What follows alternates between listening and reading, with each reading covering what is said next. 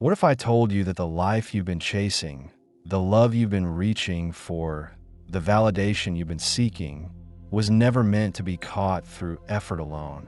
What if I told you that everything you truly need, everything that genuinely belongs to your path, has been quietly moving toward you all along? Not because you forced it, but because you became ready to receive it. There is something most people overlook, not because it is hidden in some distant place or locked behind a door they cannot open, but because their attention has been trained outward, toward the noise, toward the movement, toward the illusion that more effort equals more worthiness. And yet, if you pause right now, if you bring your awareness inward for just a moment, you might notice something, a stillness, a quiet knowing, a sense that beneath all the striving, beneath all the anxiety about what you do not yet have, there is something already present, something that has never left you, something that does not need to be convinced or won over. This is not a coincidence. The fact that you are here, reading these words, feeling perhaps a slight shift in your chest or a softening in your breath, is not random. There is a part of you that has been waiting to hear this, that has been tired of the chase, that has begun to sense that the old way of grasping and proving and performing is no longer serving you. And this realization does not come all at once. It comes in small moments. In the middle of a conversation, when you suddenly feel the urge to stop pretending. In the quiet of your room, when you realize you no longer want to send that message, make that call, explain yourself one more time. In the morning light, when you notice that the heaviness you carried yesterday feels just a little lighter today, not because anything external changed, but because something inside you has begun to let go. These moments are not accidents. They are whispers from a deeper part of yourself, the part that knows what belongs and what is not, the part that has been guiding you all along, even when you could not hear it clearly. Carl Jung spent much of his life observing the inner world, not as a philosopher constructing theories in isolation, but as a witness to the patterns that repeat themselves across human experience. He understood that the unconscious is not a dark basement filled with repressed memories, but a living, intelligent process that speaks to us through symbols, through dreams, through the people we attract and repel, through the situations that seem to arrive at exactly the right or wrong time. He called this synchronicity, the meaningful alignment of inner and outer events, the sense that the world is not random but responsive, not chaotic but patterned. And one of the patterns he observed again and again was this, that what truly belongs to you does not need to be chased. It does not run from you. It does not demand that you become smaller, quieter, more convenient. It does not ask you to abandon your truth in order to earn its presence. Instead, it waits, it watches, it moves closer as you move closer to yourself. Jung understood that the persona, the mask we wear to fit into the world, is necessary for survival, but it is not the self. The self is deeper, quieter, more patient. It does not need applause. It does not need to be seen by everyone. It only needs to be acknowledged by you. And when you begin to acknowledge it, when you begin to listen to its quiet voice instead of the loud demands of the world, everything shifts. Not all at once, not dramatically, but slowly, like the way dawn arrives, without announcement, without force, simply because it is time. In this reflection, I will share with you a series of inner shifts, quiet signs that indicate you are no longer chasing, but aligning. These are not instructions. They are recognitions. You may have already experienced some of them without naming them. You may have dismissed them as insignificant or temporary. But I invite you to consider that these moments are not small at all. They are the evidence of a profound reorganization happening within you. A reorganization that does not need your permission, but does need your attention. As you continue, you may find yourself remembering recent experiences in a new light. You may realize that what felt like loss was actually release. What felt like silence was actually clarity. What felt like loneliness was actually the beginning of true self-companionship. Stay with me until the end, not because I will give you answers, but because together we will sit with the questions that matter, the ones that cannot be rushed, the ones that change you simply by being asked. The first sign is this: you stop feeling the need to explain yourself to people who have already decided not to understand you. This is not about arrogance or isolation. It is about a quiet recognition that some people are not meant to see you clearly, not because they are bad or wrong, but because they are looking through a lens shaped by their own wounds, their own fears, their own unmet needs. You have spent so much of your life trying to make yourself understood. You have crafted careful explanations, chosen your words with precision, softened your truth so it would be easier to digest. And yet, no matter how clearly you spoke, some people still misunderstood you. Some people still projected onto you their own narratives, their own expectations, their own disappointments. And for a long time, this hurt. It felt like failure. It felt like proof that you were not good enough, not clear enough, not worthy enough. But then something shifted. One day, in the middle of a conversation, you felt the old urge to explain rising in your chest, and instead of following it, you paused. You noticed it.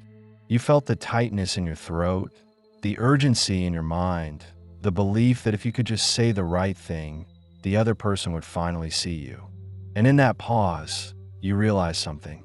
You realized that this person was not asking to understand you. They were asking you to fit into the shape they had already decided you should take. They were asking you to confirm their story, to play the role they needed you to play, to make them comfortable. And in that moment, you chose not to, not out of anger, not out of spite, but out of a deep, quiet knowing that your truth does not need to be defended. It simply is. And those who are meant to see it will see it without force.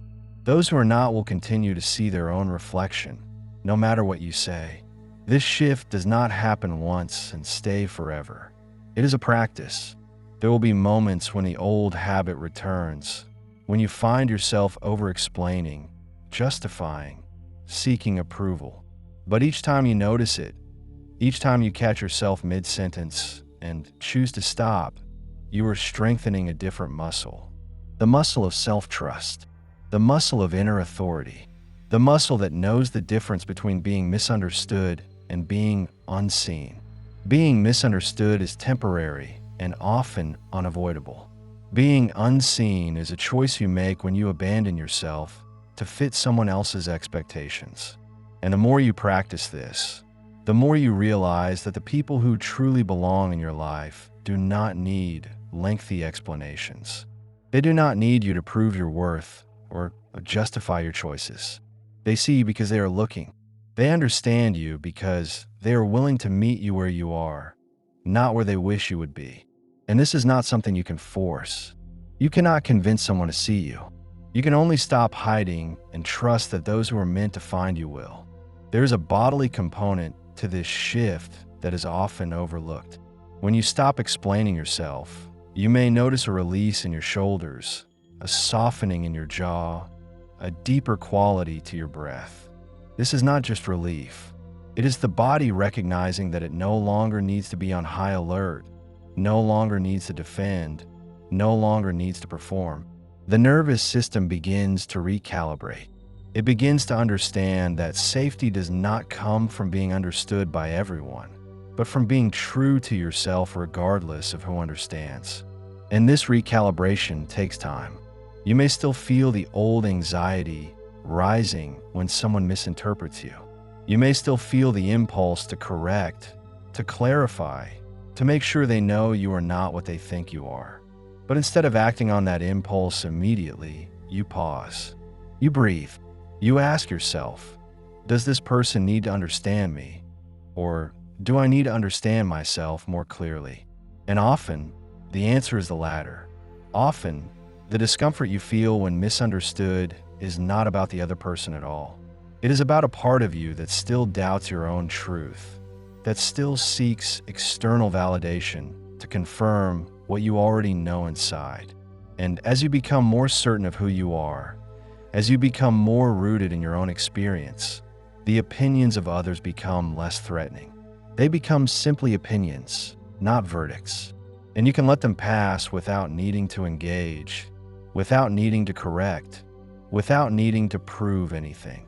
The second sign is this: you begin to notice patterns instead of blaming circumstances. For so long, you believe that your struggles were the result of bad luck, wrong timing, unfair treatment, or other people's failures. And while it is true that external factors play a role, there is a deeper truth that becomes visible only when you are ready to see it. The truth is that your life is not a series of random events happening to you, but a series of patterns repeating themselves until you learn what they are trying to teach you. Jung called this the repetition compulsion, the unconscious tendency to recreate the same situations, the same relationships, the same conflicts over and over in an attempt to resolve something unresolved within. But most people do not see this. They see only the surface.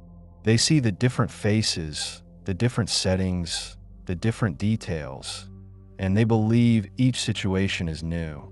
But when you begin to look more closely, when you begin to ask not what happened, but why this keeps happening, you start to see the thread. You start to see that the person who betrayed you is not the first person who betrayed you. You start to see that the job that drained you is not the first job that drained you.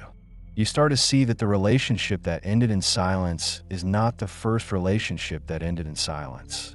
And at first, this recognition can be painful. It can feel like evidence of your own failure, proof that you are broken or cursed or incapable of change. But this is not what the pattern is saying. The pattern is not a punishment. It is a message. It is the unconscious trying to get your attention, trying to show you where you are still operating from an old wound, an old belief, an old strategy that no longer serves you. When you begin to notice patterns, you also begin to notice your own role in them, not in a way that blames you or shames you, but in a way that empowers you. Because if you are part of the pattern, you also have the power to change it. You begin to see that you are not a passive victim of circumstance, but an active participant in your own life. You begin to see that the people you attract are not random, but reflections of what you believe you deserve, what you are willing to tolerate, what you have not yet healed.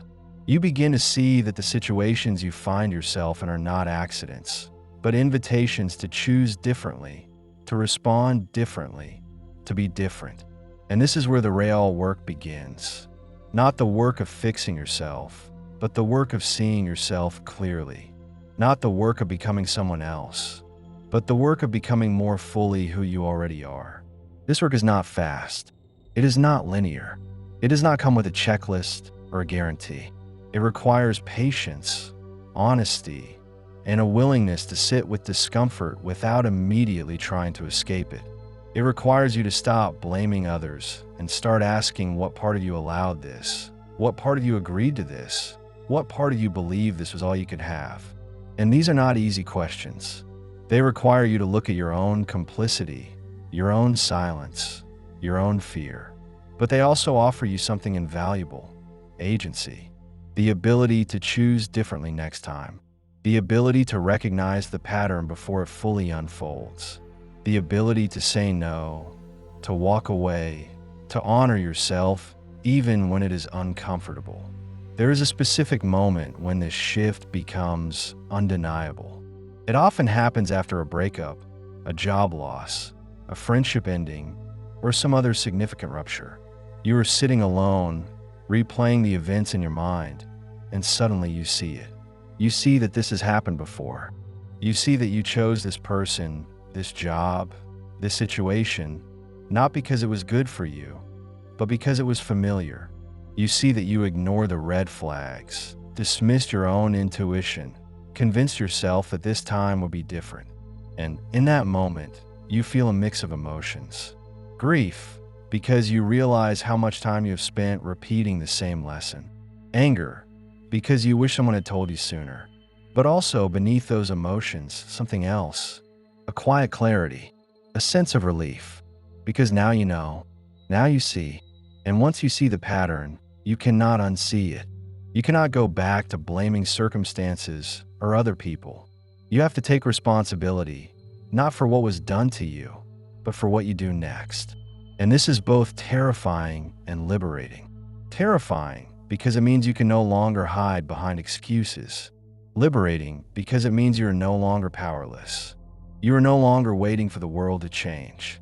You are changing yourself, and in doing so, you are changing what you allow into your life.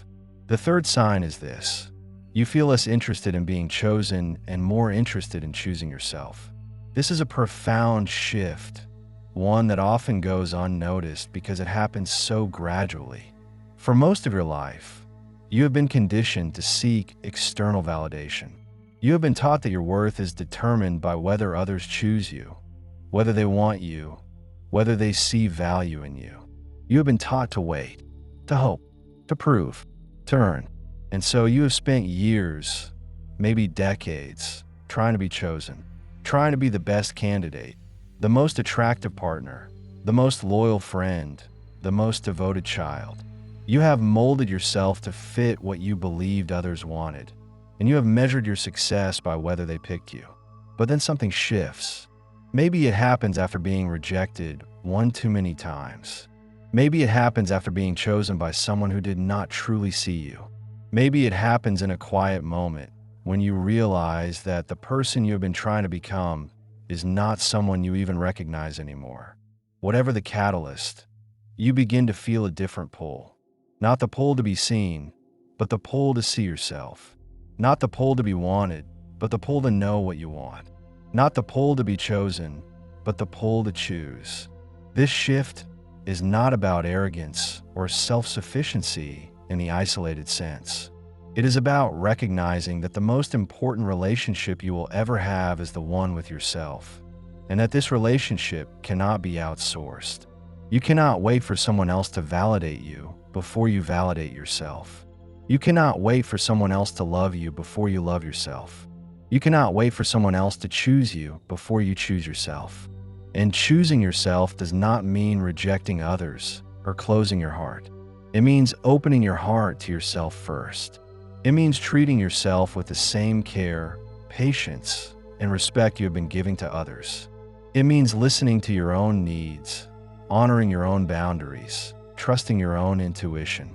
It means stopping mid-sentence when you realize you are about to say yes to something you do not want, simply because you are afraid of disappointing someone. It means walking away from situations that diminish you, even when walking away is uncomfortable. It means staying with yourself, even when yourself is messy, uncertain, afraid. Especially then, when you begin to choose yourself, you may notice that some people are confused by this. They may accuse you of being selfish, distant, or changed. And in a way, they are right. You have changed. You are no longer available to play the role you once played. You are no longer willing to shrink so others can feel bigger. You are no longer interested in being chosen by people who do not truly see you. And this can be disorienting for those who benefited from your self-abandonment. But their discomfort is not your responsibility. Your responsibility is to yourself. Your responsibility is to stop betraying yourself in order to keep others comfortable. And this does not mean you become cold or indifferent. It means you become discerning. It means you become clear about who and what you allow into your inner world. It means you stop giving your energy to people and situations that do not reciprocate, that do not nourish, that do not honor the truth of who you are. And as you do this, something remarkable happens. You begin to attract different people, not because you're trying to, but because you are different. You're no longer sending out the signal of someone who needs to be saved, fixed, or completed. You're sending out the signal of someone who is whole, who is grounded, who is clear. And this signal is magnetic to those who are also whole, also grounded, also clear. It repels those who are looking for someone to fill their emptiness, to manage their emotions, to validate their existence. And this is exactly as it should be. There is a particular feeling that accompanies this shift, a feeling that is hard to describe but unmistakable once you experience it. It is a sense of coming home to yourself, a sense that you are no longer scattered across a dozen different versions of who you thought you should be, but gathered into one coherent presence. You feel more solid, more real, more here. And this does not mean you have all the answers or that you no longer struggle. It means you are no longer at war with yourself. You are no longer trying to be someone else. You are simply being, and that is enough. This feeling does not come from external achievement or validation. It comes from internal alignment. It comes from the moment you stop performing and start inhabiting. It comes from the moment you realize that the life you have been chasing is not out there, but in here, in the choices you make, in the way you treat yourself, in the quiet moments when no one is watching and you are still kind, still honest, still true. The fourth sign is this: you become comfortable with silence and stillness, even when they feel uncomfortable. In a world that glorifies constant movement, constant productivity, constant noise, stillness can feel like failure. Silence can feel like emptiness. But there comes a point in your inner development when you begin to understand that stillness is not the absence of something, but the presence of everything. It is in stillness that you hear the voice that has been drowned out by the noise. It is in silence that you feel the feelings you have been too busy to feel. It is in the pause that you make the choices that actually matter. And yet, stillness is not easy. It requires you to stop distracting yourself. It requires you to sit with whatever arises, without immediately reaching for your phone, your work, your substances, your people. It requires you to face the discomfort that you have been running from, the discomfort that has been driving your need to chase, to prove, to achieve. And this discomfort is not random. It is information. It is the body and the psyche trying to tell you something, trying to show you where you're still holding tension, still carrying old pain, still operating from fear instead of truth. When you first begin to practice stillness, it may feel unbearable. You may feel restless, anxious, agitated. You may feel the urge to get up, to do something, to fix something. This is normal. This is the nervous system adjusting to a new state, a state that does not require constant vigilance, constant doing. It takes time for the body to trust that it is safe to rest, safe to be still, safe to simply exist without producing or performing. And during this time, you may encounter emotions you have been avoiding: grief, anger, sadness, loneliness. These emotions are not signs that you're doing something wrong. They are signs that you're finally doing something right. You're finally allowing yourself to feel what has been there all along, waiting to be acknowledged. And as you sit with these emotions, as you allow them to move through you without judgment or resistance, something shifts. The emotions do not disappear, but they lose their power to control you. They become waves that rise and fall, rather than storms that consume you. And in the space between the waves, you begin to notice something else: a quiet presence, a sense of being that is not dependent on what you feel, what you think, or what you do. A sense of being that simply is. This presence is what Jung called the self, the deeper center of your being that exists beyond the ego, beyond the persona, beyond the roles you play and the identities you construct. It is always there, but it is usually obscured by the noise, the busyness, the constant outward focus. And when you begin to touch this presence, even briefly, everything changes. You realize that you do not need to chase anything because you are already whole. You realize that you do not need to prove anything because you are already enough. You realize that you do not need to be chosen by anyone because you are already here, already real, already worthy. And this realization is not intellectual. It is experiential. It is felt in the body, in the breath, in the quiet moments when you are alone and you realize that you are not lonely. You are complete. This does not mean you no longer desire connection or companionship. It means you no longer need them to feel whole. It means you can enter relationships from a place of fullness rather than emptiness, from a place of choice rather than need, from a place of truth rather than fear. The fifth sign is this: you stop forcing things and start trusting timing. This is perhaps the most difficult shift of all, because it requires you to surrender control, to release the belief that you can make things happen through sheer will and effort. You have been conditioned to believe that if you want something, you must chase it, fight for it, make it happen. And while effort and intention are important, there is a difference between aligned action and forced action. Aligned action flows. It feels right, even when it is challenging. It is rooted in clarity and presence. Forced action, on the other hand, is driven by fear. It is frantic, desperate, exhausting. It is the energy of trying to make something happen before you are ready, before the situation is ready, before the timing is right. And you can feel the difference in your body. Aligned action feels expansive. Forced action feels contracting. Aligned action energizes you. Forced action depletes you. Aligned action opens doors. Forced action pushes against closed doors until your hands are bruised and your spirit is broken. When you begin to trust timing, you begin to notice that life has its own rhythm, its own intelligence, its own way of unfolding. You begin to see that the things you forced never lasted, and the things that came naturally, effortlessly, were the things that truly belonged. You begin to understand that delay is not denial, that waiting is not wasting, that the time between desire and fulfillment is not empty, but full of preparation, growth, and alignment. You begin to trust that what is meant for you will not miss you, and what is not meant for you will not stay, no matter how hard you try to hold on to it. And this trust does not come from blind faith or wishful thinking. It comes from lived experience. It comes from looking back at your life and seeing that the best things that ever happened to you are not the things you chased, but the things that found you when you were ready.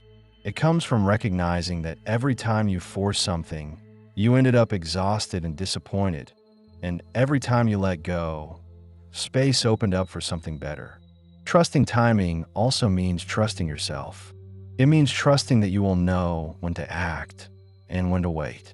It means trusting that your intuition is not random, but intelligent, not weak, but wise. It means learning to distinguish between the voice of fear, which is loud and urgent and demands immediate action, and the voice of truth, which is quiet and patient and invites you to pause. The voice of fear says, "If you do not do this now, you will lose your chance." The voice of truth says, "If it is meant for you, it will still be there when you are ready." The voice of fear says, "You must convince them, prove to them, show them." The voice of truth says, "Those who are meant to see you will see you without force." The voice of fear says, "You are running out of time." The voice of truth says, "You are exactly where you need to be." And learning to listen to the voice of truth is a practice. It requires you to slow down, to breathe, to check in with your body. It requires you to notice when you are acting from fear and to choose differently. It requires you to trust that the universe, or life, or whatever you want to call it, is not working against you, but with you, not punishing you, but guiding you, not withholding from you, but preparing you. The sixth sign is this: you begin to release people and situations without bitterness. This is a sign of deep maturity, a sign that you have integrated the lessons and are ready to move forward without carrying resentment or regret. For a long time, letting go felt like losing. It felt like failure. It felt like proof that you were not good enough, not strong enough, not worthy enough. And so you held on, even when holding on hurt, even when the relationship was over, even when the situation was clearly not serving you. You held on because you believed that letting go meant giving up, and giving up meant admitting defeat. But then something shifted. You began to see that holding on was not strength but fear. You began to see that letting go was not losing but releasing. You began to see that some people and situations are meant to be in your life for a season, not a lifetime, and that trying to force them to stay beyond their time only creates suffering for everyone involved. When you release without bitterness, you are not pretending that the person or situation did not matter. You are not bypassing your pain or denying your disappointment. You are simply choosing not to let that pain define you. You are choosing to honor what was without clinging to what is no longer. You are choosing to see the relationship or situation as a chapter in your story, not the entire story. And this requires a shift in perspective. It requires you to stop seeing endings as failures and start seeing them as completions. It requires you to stop seeing people who leave as villains and start seeing them as teachers who showed you something about yourself, even if the lesson was painful. It requires you to stop seeing yourself as a victim of circumstance and start seeing yourself as a participant in your own evolution. And this does not mean you excuse bad behavior or pretend that harm did not happen. It means you acknowledge the harm, you feel the pain, and then you choose to move forward without letting that pain turn into bitterness. Bitterness is pain that has hardened. It is pain that has closed the heart. It is pain that has decided that the world is unsafe, that people are untrustworthy, that love is not worth the risk. And while this response is understandable, it is also a prison. It keeps you stuck in the past, replaying the hurt, rehearsing the anger, refusing to let new experiences in because you are afraid they will end the same way. Releasing without bitterness is an act of self-love. It is a way of saying, I will not let what happened to me determine what happens next.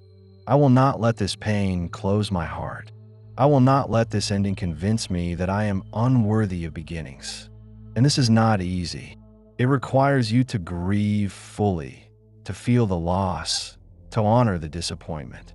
It requires you to sit with the uncomfortable truth that you cannot control other people, that you cannot make them stay, that you cannot make them see you the way you want to be seen, but also offers you freedom.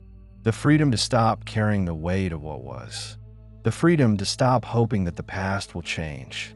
The freedom to open yourself to what is and what could be without the heavy armor of resentment. And as you practice this, as you release one person, one situation, one expectation at a time, you begin to feel lighter. Not because you have forgotten, but because you have integrated.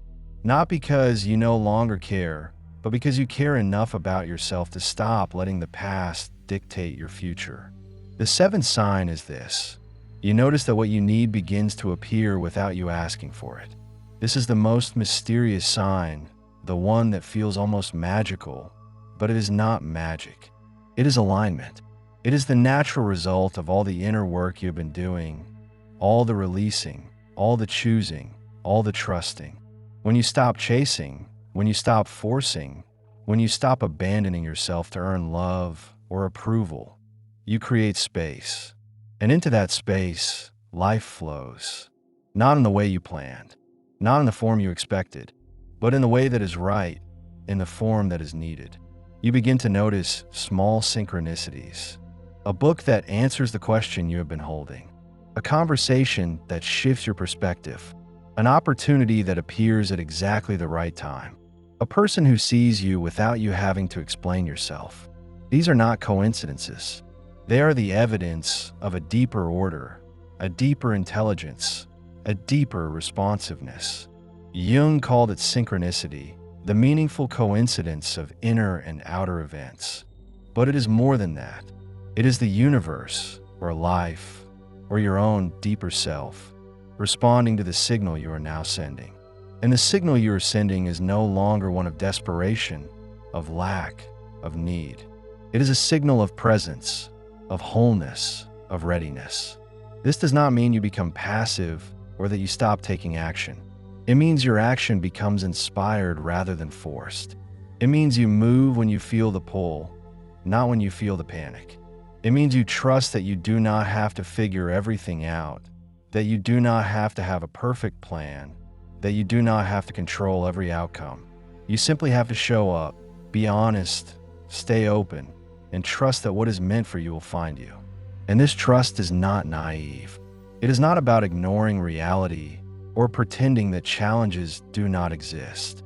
It is about recognizing that you are not alone in this process, that there is a larger intelligence at work, and that your job is not to control it, but to cooperate with it. And cooperation requires surrender. Not the surrender of defeat, but the surrender of control. Not the surrender of your will, but the surrender of your need to know exactly how and when and why. It requires you to hold your desires lightly, to stay open to outcomes you have not imagined, to trust that life is not withholding from you, but guiding you towards something better than you could have planned.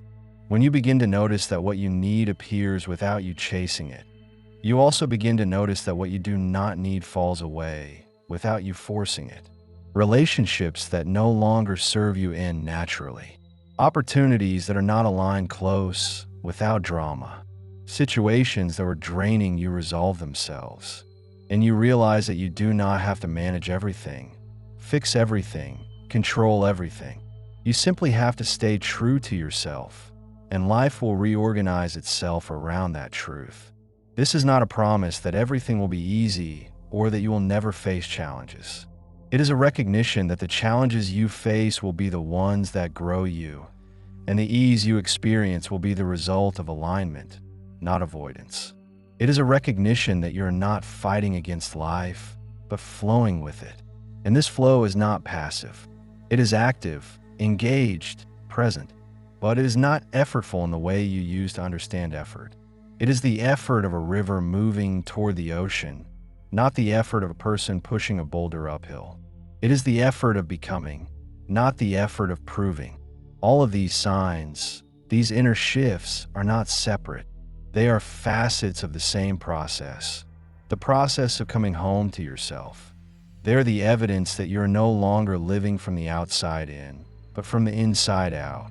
They are the evidence that you are no longer asking the world to validate you, but validating yourself.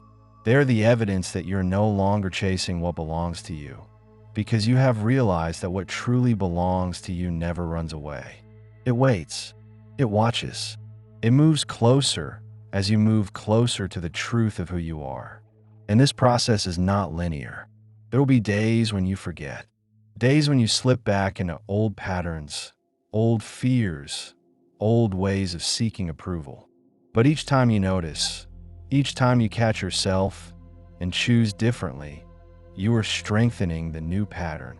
You are building a new relationship with yourself, with others, with life. And this relationship is not built on need or fear or performance. It is built on presence, on truth, on the quiet knowing that you are enough, exactly as you are right now. If you feel called to deepen this process, there are simple practices you can begin. Not practices that require hours of your day or elaborate rituals, but practices that invite you to pause, to notice, to be with yourself. One practice is simply to sit in silence for a few minutes each day, not to meditate in the formal sense, not to achieve anything, but simply to be, to notice your breath, to notice your body, to notice what arises without judging it or trying to change it. Another practice is to write, not to create something beautiful or profound, but to let your inner voice speak on the page. To ask yourself questions and let the answers come without editing them. Questions like, what am I chasing? What am I afraid will happen if I stop? What do I truly want beneath the noise? What does my body need right now? What does my heart need right now? And then listen, not for the right answer, but for the honest answer. Not for what you think you should feel, but for what you actually feel. And finally, practice noticing when you are about to abandon yourself. Notice when you are about to say yes when you mean no. Notice when you are about to explain yourself to someone who is not asking to understand. Notice when you are about to force something that is not flowing. And in that noticing, pause. Breathe. Choose differently. Not perfectly. Not every time, but more often. And over time, these small choices become a new way of being. What truly belongs to you never asks to be chased. It does not demand that you become smaller, quieter, more convenient. It does not require you to prove your worth or justify your existence. It simply waits for you to become ready, to become clear, to become true. And as you do this inner work, as you release what is not yours and claim what is, you will find that life begins to feel different. Not easier, necessarily, but more honest. Not without challenge, but without the exhausting effort of pretending, performing, chasing. You will find that the people who stay are the ones who see you, and the ones who leave were never meant to stay. You will find that the opportunities that come are aligned with who you are becoming, not who you were trying to be. You will find that the quiet moments, the ones you used to fear, become the moments you treasure, because they are the moments when you are most yourself, most present, most alive. And this is not the end of the journey. It is the beginning of a life lived from the inside out. The beginning of a life where you are no longer asking to be chosen, but choosing yourself. The beginning of a life where you are no longer chasing, but receiving. The beginning of a life where you know, deeply and quietly, that you are enough and that what is meant for you is already on its way. If this reflection resonated with you, if you felt something shift inside as you read these words, I invite you to let me know. Leave a comment sharing your experience, your own moments of recognition, your own journey of coming home to yourself. And if you found value here, consider subscribing so we can continue this exploration together, not as teacher and student, but as fellow travelers on the same path, each learning to trust what we already know, each learning to stop chasing and start receiving, each learning that what truly belongs to us has been waiting all along.